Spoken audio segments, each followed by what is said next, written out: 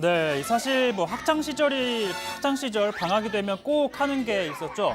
자, 아침 7시에 일어나서 뭐 1시간 동안 운동을 하고 또 아침밥을 먹고 신문을 읽고 자, 점심을 먹은 다음엔 또 독서를 이렇게 합니다. 또 야외 활동도 이렇게 하고요. 저녁에 잠깐 TV를 봤다가 10시면 잠자리에 드는 이렇게 알찬 생활 계획표를 만듭니다. 자, 물론 현실은 밤에도 자고 낮에도 자고 또 뭐 게임을 하고 뭐 이렇게 하죠. 자, 비록 지키진 못하더라도 계획은 늘 세웠습니다. 자, 그러나 오늘 우리 국회 이 회기가 시작됐지만 의사 일정 계획은 하나도 못 잡았습니다. 자, 언제 본회의를 열어 법안을 처리해야 할지 정해야지 스케줄에 맞춰서 상임위가 심사를 하겠죠. 또 추경안은 시정연설이 그 시작인데 역시나 지금 미정입니다. 그러다 보니 문이 열리자마자 빈손국회 우려가 앞서고 있는 상황입니다. 자, 민주당은 한국당이 조건 없이 복귀해서 의사일정 합의에 나서라고 촉구를 했습니다. 그러면서 위원장이 민주당 소속인 상임위는 야3당과 협의를 해서 가동하겠다라고 밝혔는데요. 한국당을 향해서도 압박 수위를 높였습니다. 만약 위원장이 개회나 의사 진행을 거부하는 경우에는 국회법 제50조에 따라 야3당과 협의해서 위원장 직무를 대행해 회의를 진행할 수 있도록 하겠습니다. 자, 그러나 이 한국당은 민주당이 패스트트랙 지정을 사과하고 선거법을 합의해서 처리하겠다라고 약속하고 또 경제청문회를 수용하라는 입장을 고수하고 있죠. 경제청문회는 토론 형태의 원탁회의 형식을 두고 이인영, 나경원 원내대표 모두 검토할 여지가 있다고 해서 긍정적인 시그널로 보였는데 다만 이 두 사람이 생각하고 있는 그 마지노선은 또 달랐습니다. 일정한 의미에서 경제 실정 그리고 국가 부채에 대한 책임 이런 낙인을 거둔다 그러면 우리에게 새로운 대화는 시작될 수 있겠다. 전 그렇게 분명히 말씀드립니다. 홍남기 부총리, 김수현 실장 정도 나오셔서 왜냐하면 지금 대한민국 경제의 큰 틀과 큰 방향은 경제부총리가 한다기보다는 청와대에서 정하고 있기 때문에요. 그렇게 나온다면 저희는 어떠한 형식이든 좋다고 생각합니다. 자, 그리고 패스트트랙에 태워진 선거법에 대한 간극도 큽니다. 자, 일단 활동 기한이 끝나가다 보니 기한 연장 여부를 논의하기 위해 정개특위가 열렸는데요. 앞서 여야 4당 기한이 연장되지 않으면 준연동형 비례대표제 법안을 처리하겠다라고 예고하기도 했습니다.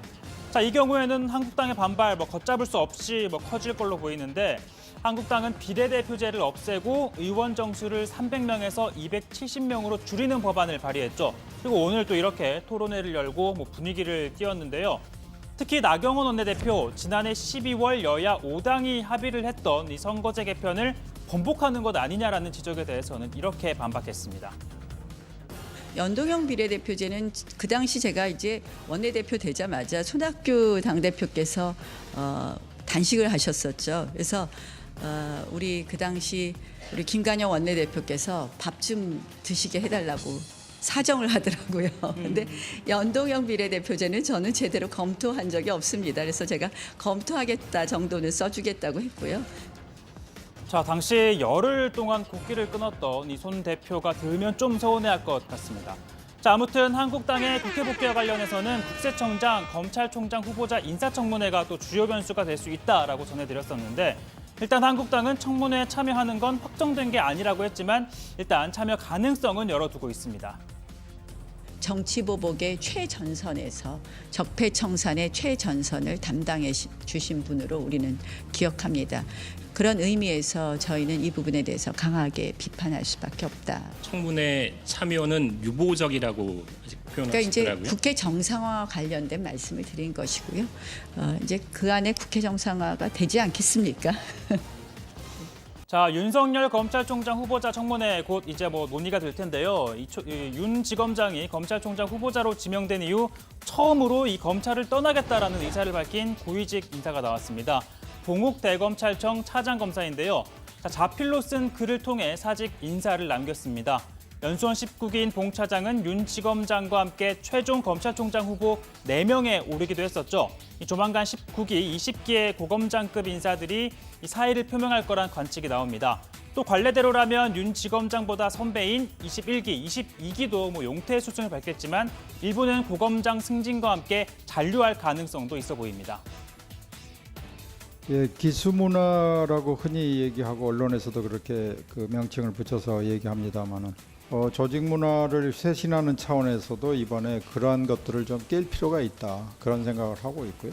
기수가 중요한 것이 아니라 검사로서의 자세 그리고 능력 이것이 중요하다고 봅니다. 자, 그리고 나가는 사람이 있으면 그 빈자리를 채우는 사람도 있어야겠죠. 당장 지검장이 총장 후보자로 지명이 됐으니 이 후임 서울중앙지검장에 대한 관심 높은데요. 전국에서 가장 큰 검찰청이고 또 주요 사건들이 집중되는 만큼 총장 못지않게 또 중요한 자리다 보니 윤 지검장 동기부터 후배들까지 이렇게 여러 후보들이 지금 거론이 되고 있습니다. 자, 이들 가운데 검사 출신인 한국당 정미경 최고위원 가장 유력한 후보 한 사람을 지목했습니다. 앞으로 임명될 중앙지검장은 윤대진 검찰국장일 가능성이 제가 볼 때는 거의 99.9%일 것입니다. 그 윤대진 검사는 과거 검사 시절에 제가 들었던 얘기로 골수 운동권이었습니다. 지금 이분이 이제 중앙지검장 될 거거든요. 제가 볼 때는. 자, 과연 이 예측 좀 맞아 떨어질까요? 자,